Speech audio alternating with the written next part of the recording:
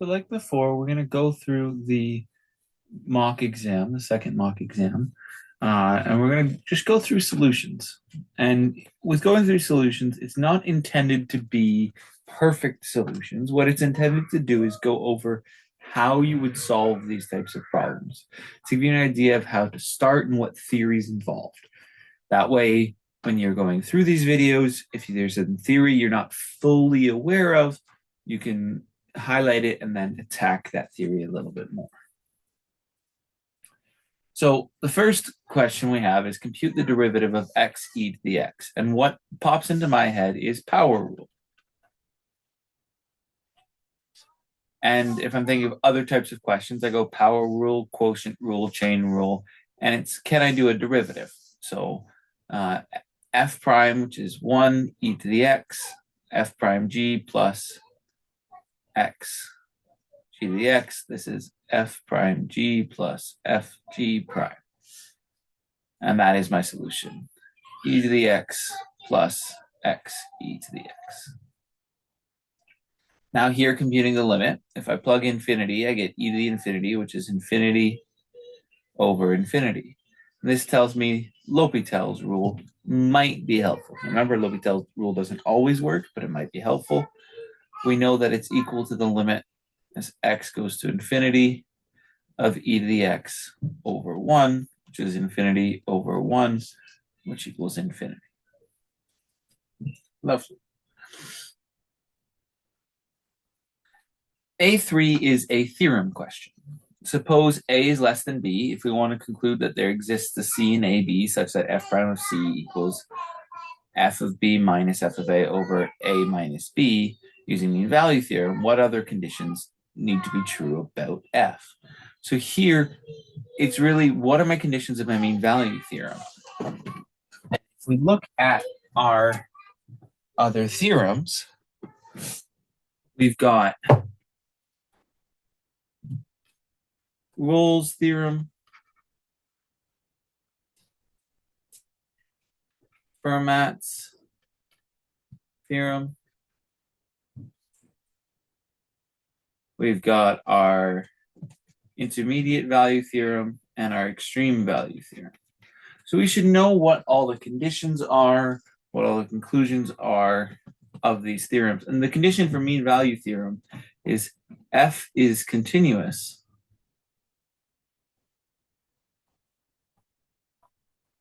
over the interval AB, and f is differentiable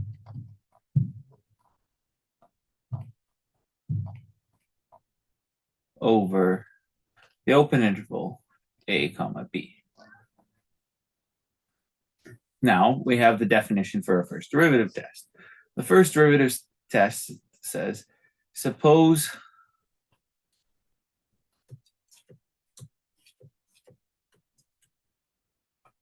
there exists an open interval I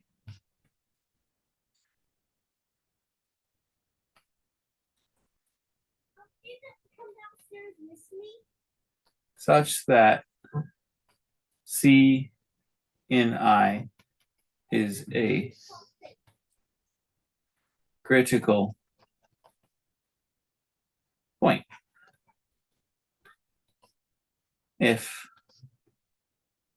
f prime of x is greater than 0 just before C and f prime of x is less than 0 just after C, then C is a local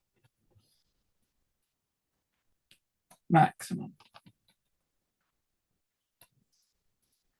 Likewise, if f prime of x is less than 0 just before and f prime of x is greater than 0 just after, then C is a local minimum. So this tells me that I should know my first derivative test, my second derivative test. My different tests could show up. I could be asked to define them or use them. Now here in this question, there was a slight typo. This should be ln of x minus 4 plus 4x. And here, this is the derivative of the inverse theorem that we had. That the derivative with respect to x of f inverse of x is equal to 1 over f prime f inverse of x. So we have f of x, f prime of x equals 1 over x minus 4 plus 4. And now the question we have is what's f inverse of 20? And here we have 20 equals ln of x minus 4 plus 4x.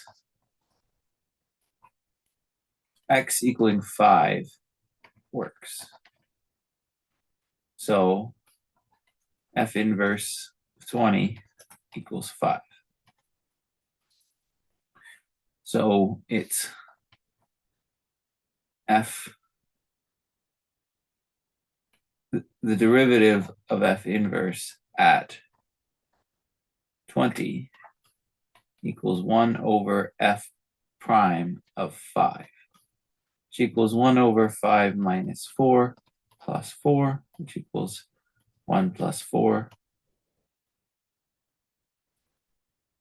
Or sorry, 1 all over this expression, which equals 1 over 1 plus 4, which equals 1 over 5. 1/5.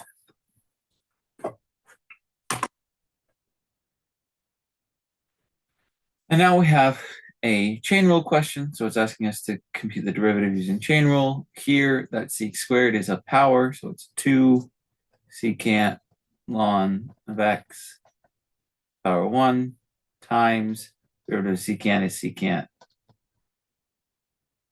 ln of x tan ln of x times, and now the derivative of ln of x, which is 1 over x.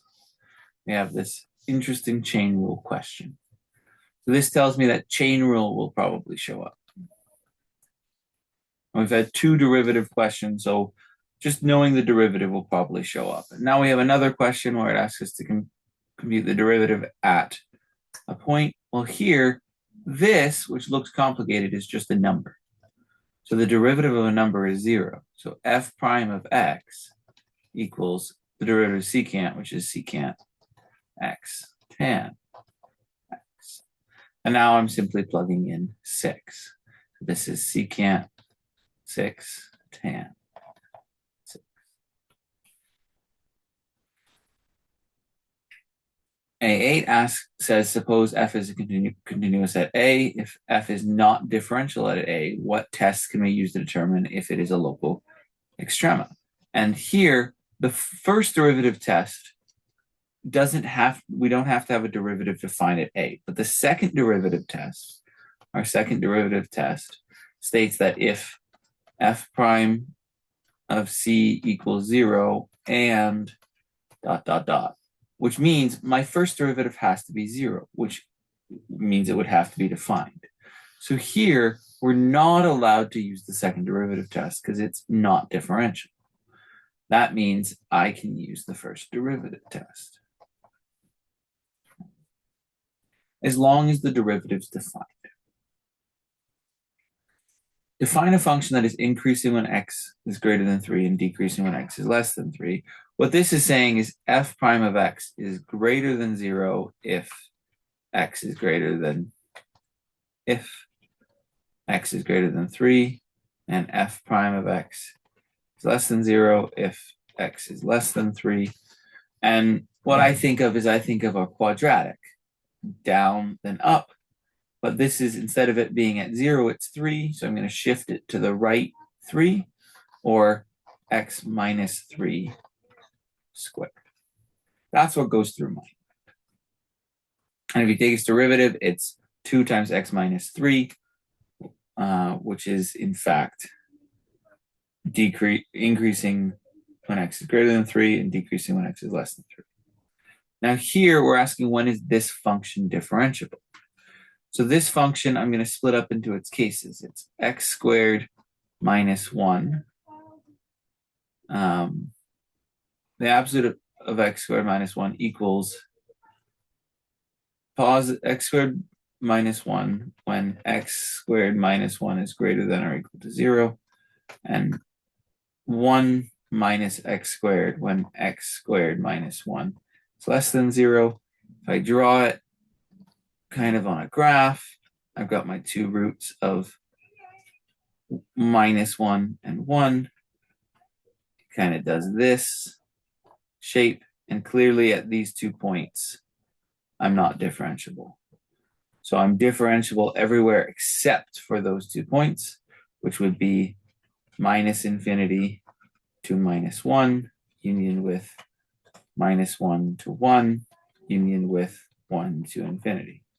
Now, if this was not a part A question, if this was a part B question and we needed to justify it, what we would do is we'd break this up into the piecewise function x squared minus 1 when x is less than or equal to, oh, kitty cat, you gotta hop down.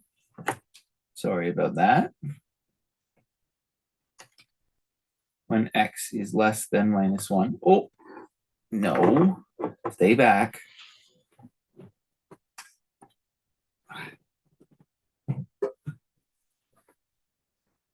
One minus x squared when x is, so it's less than or equal to minus 1. When minus 1 is less than x, which is less than 1. And x squared minus 1 when x is greater than or equal to 1. And then we'd have to calculate the limit as h approaches 0 of f of minus 1 plus h minus f of minus 1 all over h, and the limit as h approaches 0 of f of 1 plus h minus f of 1 all over h, to determine if f prime of 1 or f prime of minus 1 exists. And you would find that they don't. Picture argument is much nicer. Much nicer to just see, oh yeah, my overall curve is going to have this generic shape. I'm going to be differentiable up to this point, and I'm differentiable over this point, and I'm differentiable here, but there's this cusp at these points where I'm not differentiable.